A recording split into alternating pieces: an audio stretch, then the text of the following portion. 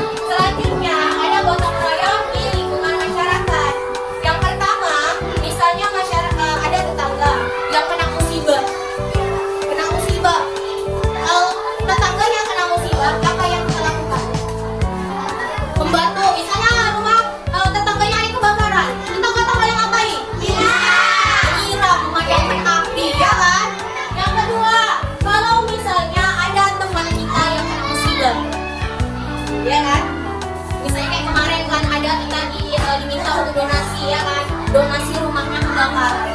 Kita bantu apa kemarin?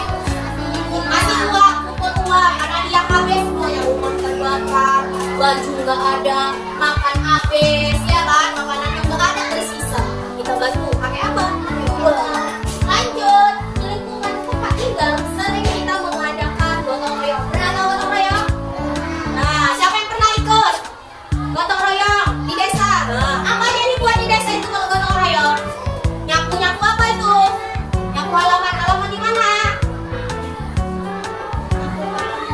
Lingkungan lurah atau kantor desa ya kan? Oke nih Bu. Di sini Ibu ada tugas untuk kalian mengerjakan beberapa contoh dari gotong royong ya.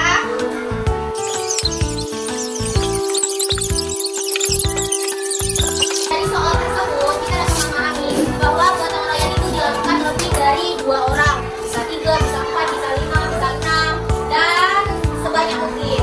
Selanjutnya gotong royong itu dilakukan untuk tujuan bersama, ya. Nggak ada namanya gotong royong tapi untuk tujuan pribadi, nggak ada. Itu namanya bukan gotong royong tapi kerja sendiri. Yang ketiga, manfaat gotong royong itu untuk tujuan semua orang.